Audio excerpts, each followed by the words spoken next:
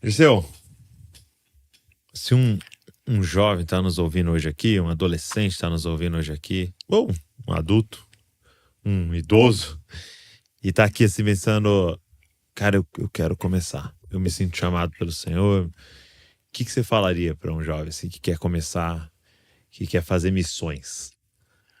Olha, busque Deus de verdade. Obviamente, faça tudo embaixo de uma liderança, né? Para não ir sozinho, né? Como a palavra diz. E se ouvir, ele vai te falar. Pode ser quem for. Nós fomos criados para isso, né? Missões não é um departamento dentro da igreja. Não. Missões é a igreja e vice-versa, né?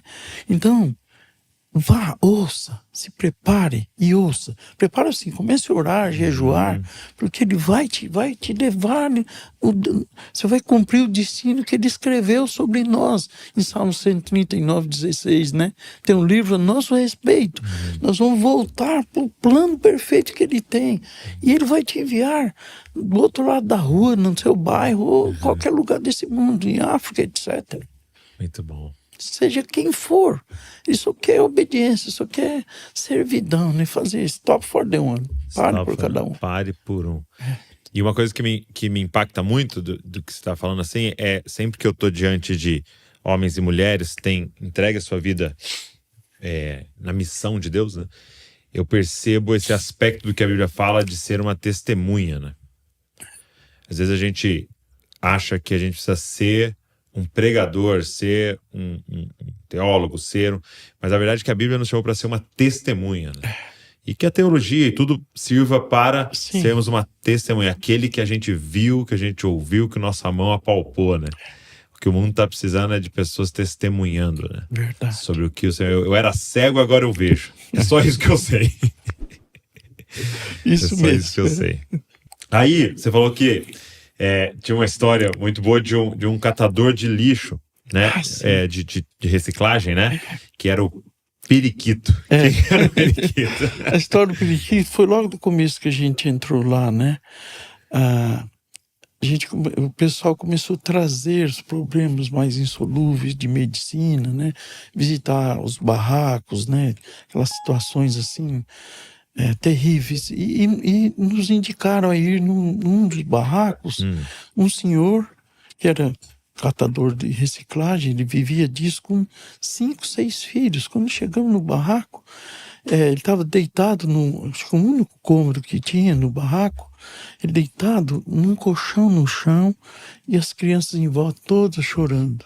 Quando a gente entrou, o Espírito Santo abriu nossos olhos, né, espirituais, e ao lado dele tinha um demônio de capa preta deitado, demônio da morte, porque os médicos tinham feito um corte nele, assim, em cruz, e um câncer, uma doença, não me lembro agora exato, acho que um câncer tinha espalhado todo o corpo interno dele, né? Então levaram ele para casa para ele pelo menos despedir dos filhos. E a gente entrou nesse lugar e vimos essa cena. Então eu comecei a orar e repreender espírito de morte. Resultado, então eu abri uma conta numa padariazinha tem perto da casa dele para ele se tratar de 5 crianças, né? 6, todos pequenos, escadinha, e a esposa dele que tinha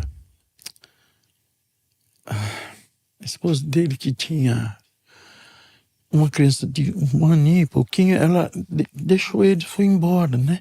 Então você imagina uma situação dessa. Então ele estava sozinho com aquelas crianças. Ali, E aí eu abri uma conta, fui nas padarias e falei, olha, tudo que ele precisasse, as crianças precisarem, pão, etc., era um mini mercadinho.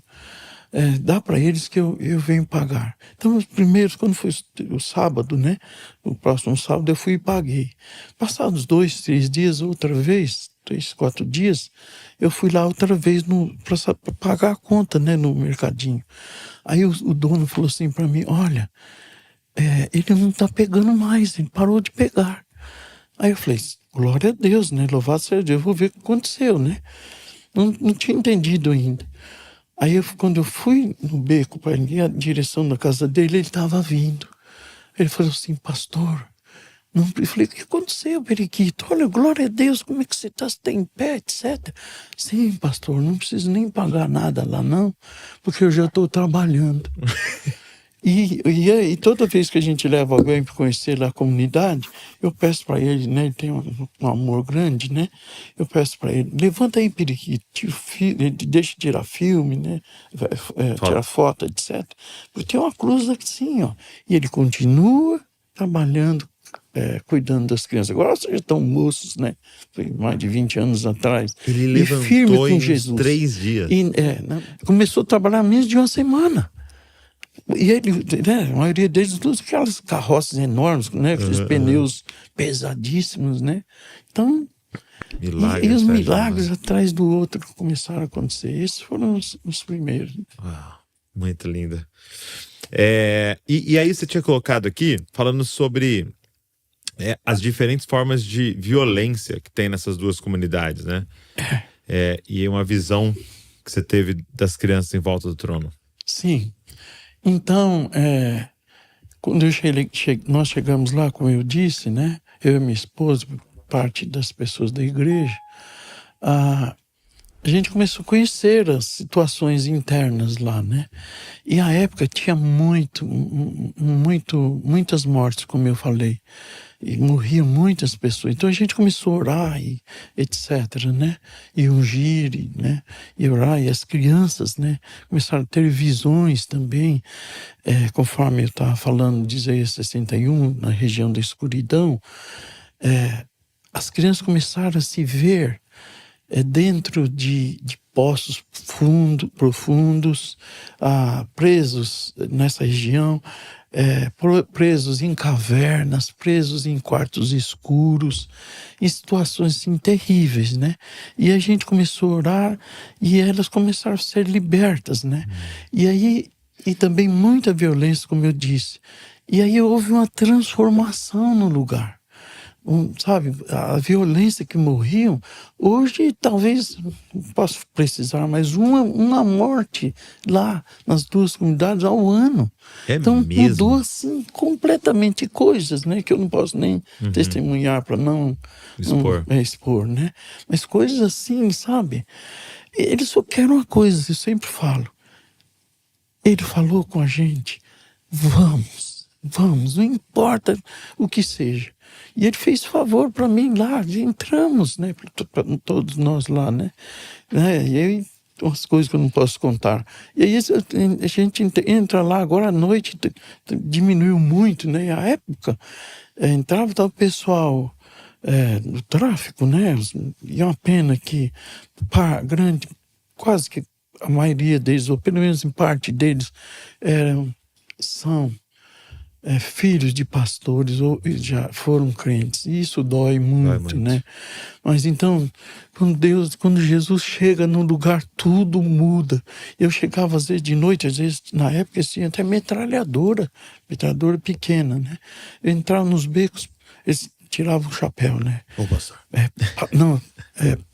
Pastor ou padre, faz uma reza para mim. Falei, vamos fazer a reza. Eles tiraram o chapéu, fechavam os olhos, porque eles não fazem isso, eles estão de plantão trabalhando, né? O trabalho deles, né? Então, Deus mudou completamente os dois lugares lá. E eu creio que seja uma forma geral isso, né? Sim. Chegou o evangelho puro. Sim. Você pagou um preço para servir Jesus de verdade. Não tem como ele não transformar onde ele te envia e suprir